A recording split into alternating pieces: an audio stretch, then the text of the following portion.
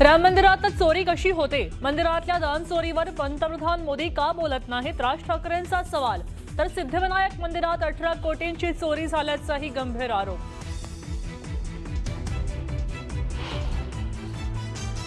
सजा देना, अदालतों के चक्कर कटवाना, समाज में उनको प्रताड़ित करना, इससे हम परिस्थितियां नहीं बदल पाएंगे। जंतर मंतरवर आंदोलनामध्ये अपशब्द वापरणाऱ्या विद्यार्थ्यांना पंतप्रधान मोदींनी केलं माफ. तर आत्महत्या केलेल्या विद्यार्थ्यांच्या कुटुंबाची माफी मागा, उद्धव ठाकरेंचा मोदींना टोला.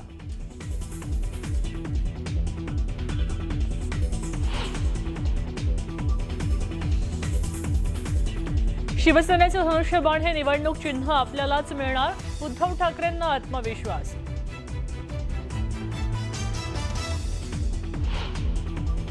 एका माणसाने आयुष्यभर केसाला तेल चोपडलं पण बुद्धी नाही आली.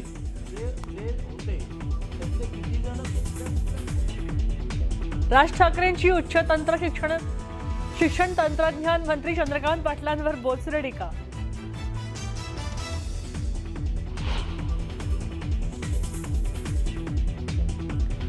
नाशिकच्या खड्ड्यांवरून राऊत भुजबळांमध्ये जुंपली. खड्ड्यांबद्दल भुजबळांची जबाबदारी नाही का? राऊतांचा भुजबळांना सवाल. तर महापालिकेची यंत्रणा वेगळी असल्याचं भुजबळांचं प्रत्युत्तर.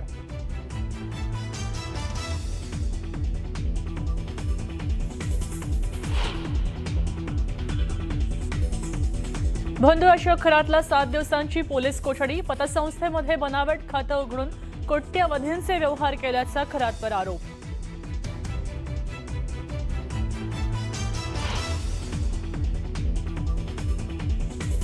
सांगलीच्या जतमध्ये 4 वर्षांच्या चिमुकलीवर अत्याचार करणाऱ्या नराधमाला फाशीची शिक्षा. फेब्रुवारी 2025 मध्ये जतच्या करजगी गावात घडली होती घटना.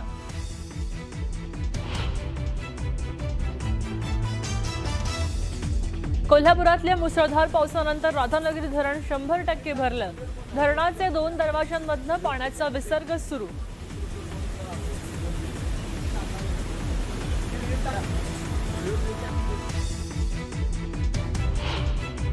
बातमी आहे जालन्यामधून. जालना जिल्ह्यातील घनसावंगी तालुक्यात मीटरची संख्या अपुरी असल्याच्या कारणावरून महावितरणनं डांबरी सबस्टेशनमधून विरेगावसह 10 गावांचा वीजपुरवठा खंडित केलाय. रात्री 7 वाजल्यापासून वीज नसल्यानं नागरिकांची मोठी गैरसोय होते. कोणतीही पूर्वसूचना न देता वीजपुरवठा बंद झाल्यानं ग्रामस्थांनी तीव्र नाराजी नोंदवली आहे. महावितरणनं तातडीनं वीजपुरवठा पूर्ववत करावा अशी मागणी ग्रामस्थ करतायत. प्रशासनानं आम्हाला कोणत्याही प्रकारची सूचना न देता वीज पुरवठा खंडित केलेला आहे. आतापर्यंत गावामध्ये गावठाण फिडरचं कोणत्याही प्रकारचं काम पूर्ण झालेलं नाही आणि जवळपास एक अर्ध गाव जर सोडलं तर बाकी पूर्ण गाव त्या ठिकाणी अंधारात होते. सध्या पावसाळ्याचे दिवस आहे. डेंग्यू, मलेरिया आणि तापाचे पेशंटची संख्या वाढत आहे. म्हणून प्रशासनाला विनंती आहे की नागरिकांचं आरोग्य चांगलं ठेवायचं असेल तर वीज पुरवठा तुम्हाला सुरळीत करावा लागेल. जर वीज पुरवठा सुरळीत झाला नाही तर आम्ही 1-2 दिवसांमध्ये मोठं आंदोलन या ठिकाणी आम्ही उभारू. पुणे जिल्ह्यातल्या अष्टविनायकांपैकी एक असलेल्या श्री क्षेत्र रांजणगाव इथल्या श्री महागणपती मंदिराचे दरवाजे आजपासून पुन्हा भाविकांकरता खुले करण्यात येत आहेत. पुरातत्व विभागाच्या जतन आणि संवर्धनाच्या कामामुळे 3.5 महिन्यांपासून बंद असलेले मंदिर पहाटे 5:30 वाजल्यापासून दर्शनाकरता खुले झाले. पहिल्याच दिवशी दर्शनाकरता भाविकांनी मोठी गर्दी केली. पहिल्या टप्प्यातलं गर्भगाभाऱ्यातलं आणि तिन्ही मंडपातलं काम पूर्ण झाल्यामुळे आज ते चालू करण्यात आले. पुढील काळात बाजूच्या ओरी असतील, दर्शन रांग व्यवस्थापन असेल, त्याचप्रमाणे मंदिराचं सुशोभीकरण असेल, उर्वरित कामे तेवढ्याच चांगल्या पद्धतीने करण्यात चालू राहतील. मी भाविकांना विनम्र आव्हान करते की आपण सगळ्यांनी जास्तीत जास्त येऊन दर्शनाचा लाभ घ्यावा. त्याचप्रमाणे मंदिरामध्ये आल्यानंतर सर्व भाविकांनी आणि ग्रामस्थांनी दर्शन घेत असताना सहकार्य देवस्थानच्या प्रशासनाला सहकार्य करावं अशीही विनंती करते.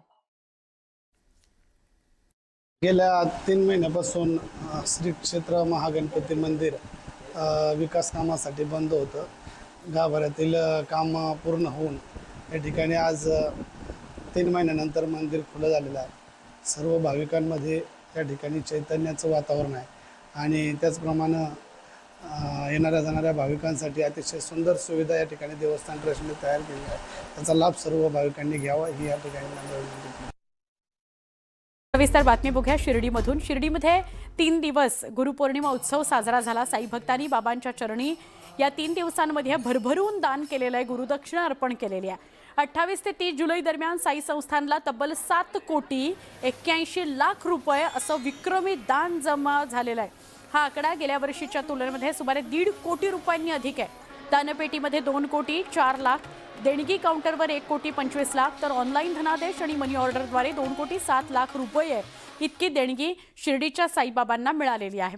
याशिवाय सुमारे 1 कोटी 46 लाख रुपयांचं सोनं सुद्धा भक्तांनी अर्पण केलेलं आहे.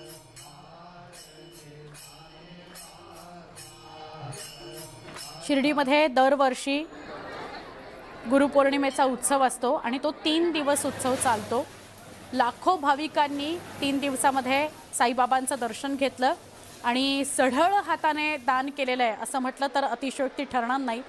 कारण कोटीच्या कोटी उड्डाणं 7.81 कोटींची गुरुदक्षिणा या 3 दिवसांमध्ये साई चरणी आलेली आहे. काही सविस्तर घडामोडी बघूयात. कल्याणमध्ये भाजपच्या काही पदाधिकाऱ्यांनी आणि कार्यकर्त्यांनी नुकताच शिवसेनेमध्ये प्रवेश केला. यावरून भाजपच्या जिल्हाध्यक्षांनी शिवसेनेवर जोरदार टीका केलेली आहे. या टीकेला शिवसेनेनं पलटवार केला आणि जोरदार प्रत्युत्तर दिला. भाजपच्या पदाधिकारी आणि कार्यकर्त्यांनी शिवसेनेत प्रवेश केला. यावरून तुमचा इतका का तिळपापड होतोय? तुम्ही आमचे 10 कार्यकर्ते घेतले, सुरुवात तुम्ही केली, असा पलटवार करत शिवसेना संपर्क प्रमुख महेश गायकवाड यांनी भाजपला टोला हाणला.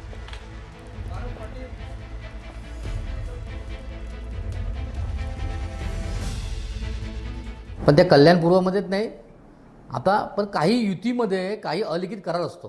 तो करार होता आमचा की बाबा शिवसेनेच्या कार्यकर्ते पदाधिकारी हे भाजपाने घ्यायचे नाही आणि भाजपाचे कार्यकर्ते पदाधिकारी हे शिवसेनेने घ्यायचे नाही, असा एक अलिखित करार होता. तो करार आता काल पाहिलं आपण की लांडगे साहेब असतील किंवा आमदार मोरे साहेब असतील यांनी तोडलेलं आहे. हे यांना सांगूनही त्यांनी परत परत केलेलं आहे. याची सगळ्या गोष्टी आम्ही आमच्या वरिष्ठांपर्यंत पोहोचवलेल्या आहेत आणि त्यांनी हे असं करून आम्हाला एक संधी दिलेली आहे. तुम्ही आमचे 1 घ्याल, आम्ही तुमचे 4 घेणार. आता एवढा का तिळपापड झाला आहे? तुम्ही चुका करायच्या आणि आम्ही त्या मुकाट्याने सहन करायचा, असं लिखित किंवा अलिखित करार झाला होता का? गेल्या वेळेस आमचा कल्याण पूर्वेचा उपशहर प्रमुख तुमच्या भाजपाच्या पदाधिकाऱ्यांनी आमदारांनी त्याचा प्रवेश करून घेतला.